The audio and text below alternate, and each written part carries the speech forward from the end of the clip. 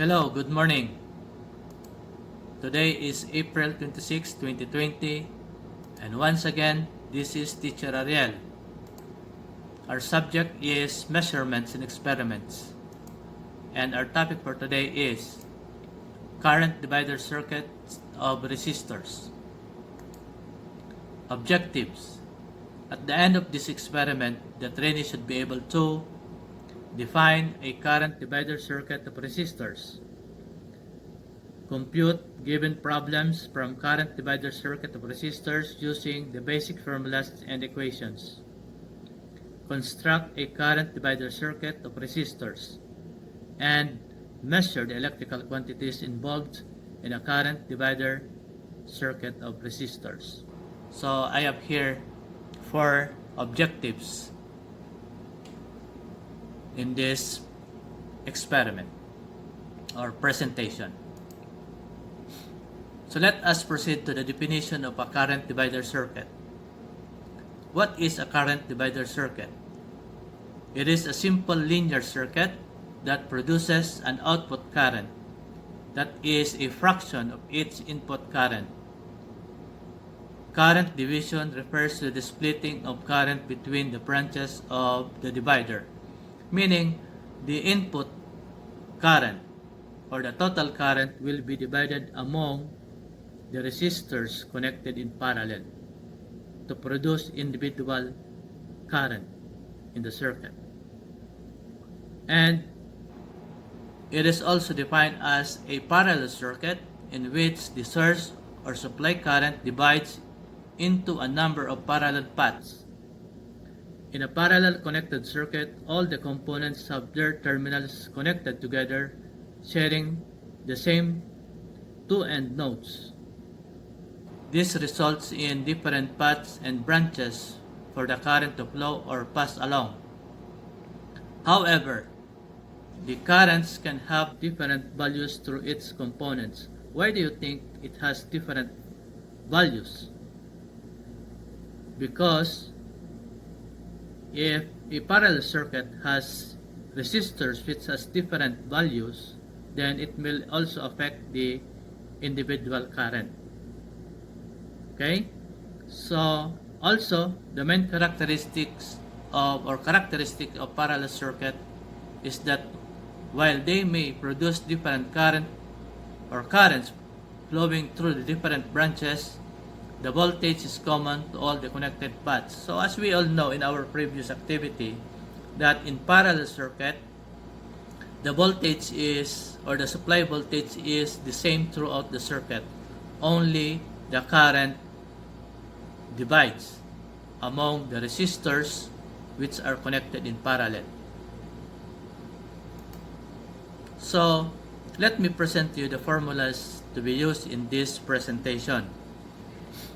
So, to find for the total resistance, we have RT is equal to 1 divided by 1 over R1 plus 1 divided by R2 plus 1 divided by Rn, or meaning to say the number of resistors to be connected in parallel. So this formula will be used for a parallel circuit which has 2 or more resistors connected in parallel. Or if you're going to deal with resistors with 2 branches only, so we have total resistance is equal to R1 times R2 divided by R1 plus R2. Again, if you are going to deal with resistors containing 2 branches only, or I mean circuit containing 2 branches only, or 2 resistors only. Or we can use total resistance is equal to total voltage divided by total current. Then, to find for the total current, we have IT is equal to total voltage divided by total resistance, or IT is equal to current in R1 plus current in R2 plus current in R3. Since in current divider circuit, the current splits among the resistors, so we just simply add or sum up the individual current.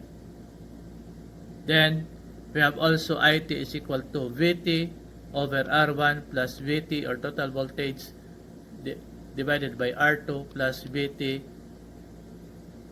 divided by Rn. So I just want to clarify that Rn represents the number of resistors to be connected in parallel. So let us now proceed to finding for the total voltage. So total voltage is equal to the sum of 1 over R1 plus 1 over R2 plus 1 over Rn to the negative 1 times IT. Or total voltage is equal to total current times total resistance. Or total voltage is equal to voltage in R1 equal to voltage in R2 equal to voltage in Rn, or the number of resistors connected in parallel. To find for the individual current, we have current in R1 is equal to total voltage divided by R1. Since the voltage is the same throughout the circuit, so we use total voltage here. Or current in R1 is equal to IT, or R2 divided by R1 plus R2 times IT. Or current in R1 is equal to RT, or total resistance divided by R1 times IT. Or current in R2, in computing for current in R2 is equal to total voltage over R2, or divided by R2. Or current in R2 is equal to R1 divided by R1 plus R2 times IT. Or current in R2 is equal to RT divided by R2 times IT. Or if we have another resistor or resistors connected in parallel, we have current in a specific resistor is equal to total voltage divided by the specific resistor. Or current in specific resistor is equal to RT divided by the specific resistor times IT. So these are the formulas involved in this experiment, in which you can use this in your own disposal depending on the values given in the problems. Okay? So in our experiment, let me present to you the circuit for us to do in this presentation. So we have the supply voltage of 10 volts, and R1 is 5,100 and R2 is 20,000 or 20k ohms. In this circuit, we are only having two resistors connected in parallel. So here are the computations for this problem. So first, we need to look for the total resistance, in which here are these equations. So the total resistance is 4.064 kilo ohms, or 4,064 ohms. Then IT, here are also the equations. So IT is equal to 10 divided by 4,064 ohms. We have 0.00246 ampere, or 2.46 milliampere. Then to find for the individual current, current in R1, we have total voltage over R1 is equal to 10 volts divided by 5,100. So we have 1.96 milliampere, or 0.00196 ampere. Current in R2 is equal to total voltage divided by R2 is equal to 10 volts divided by 20,000. So we have 0.5 milliamperes, or 0.0005 ampere. Again, 0.0005 ampere. So to find for the total current, by adding the individual current, we have IT is equal to IR1 plus IR2 let us transpose IT is equal to 1.96 milliampere plus 0.5 milliampere. So we have 2.46 milliampere, or equivalent to 0.00246 ampere, which is equal to the previous computations that we have. Okay, so this is our computation, theoretical. We will compare this to our practical experiment. So let us proceed to practical experiment. I have here the breadboard, and let us construct the circuit using the resistors that we have. So R1 is 5,100 ohms, and R2 is 20,000 ohms, or 20 kilo ohms. So we will connect these two resistors in parallel. So as you can see, I connect these resistors side by side, because parallel circuit is a connection of resistor in which components are connected side by side.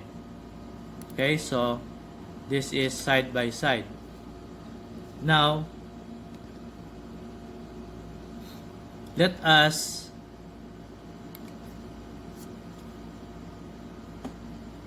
measure the total resistance of this circuit, parallel circuit. So here is an analog multimeter. Since we are going to measure a resistance, so we will use this multimeter as an ohmmeter. So in this presentation, we will use times 100.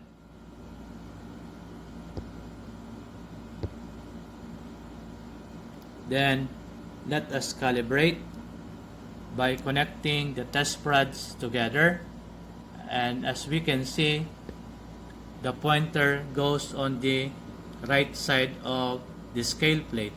So we need to make this pointer at 0 position to have an accurate measurement or reading.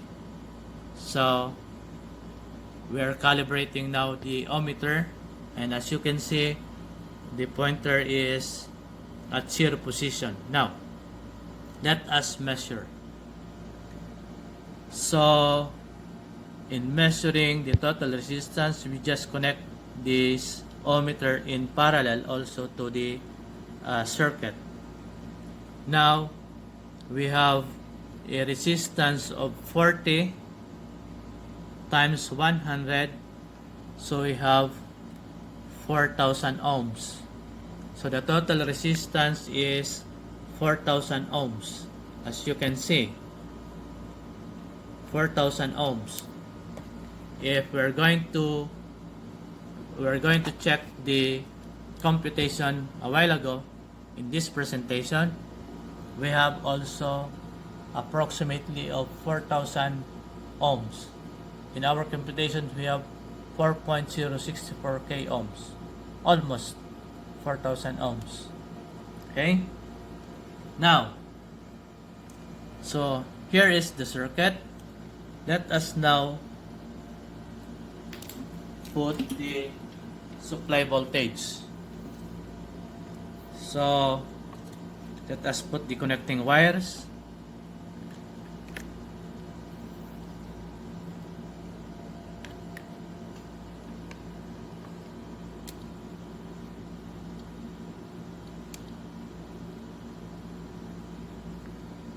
So in this power supply, we will put 10 volts based on our circuit.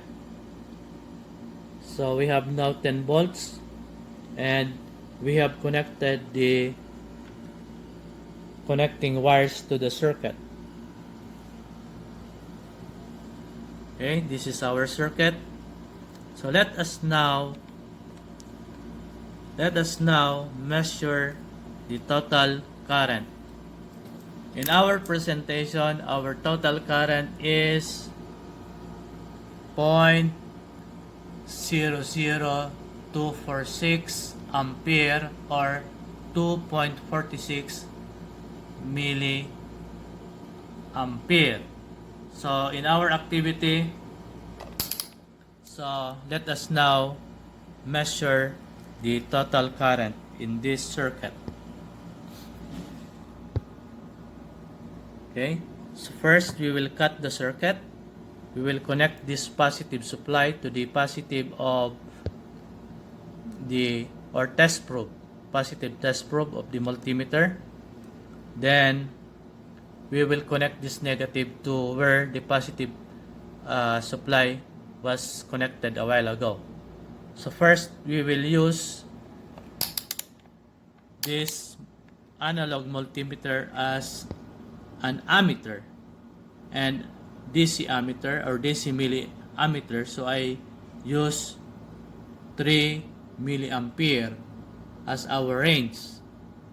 So I will connect this negative test prods to the terminal where the positive supply was connected a while ago. So let us measure.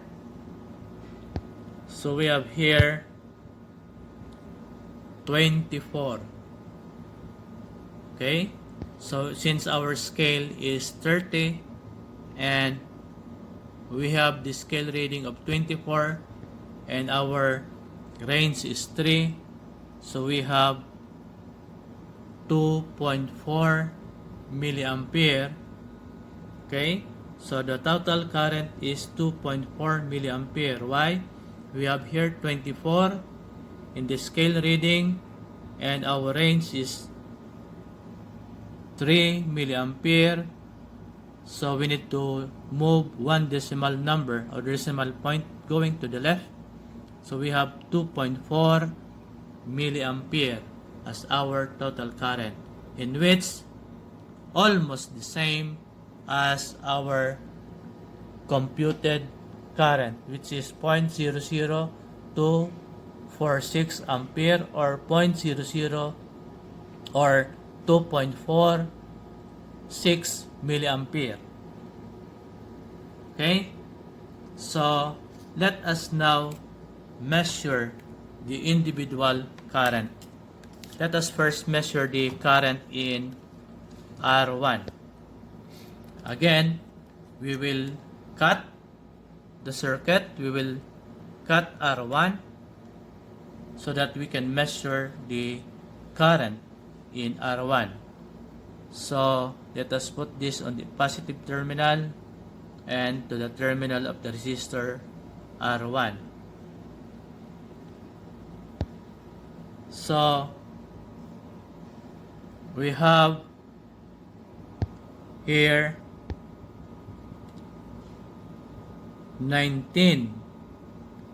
Okay, our scale reading is 19 and our range is 3, so we have 1.9 milliampere. Again, we are going to use the scale of 30, so we have here 19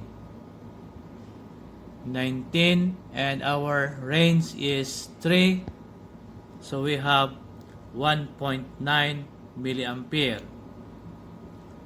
If you are going to look at our computed value, so we have 1.9 milliampere, so almost the same.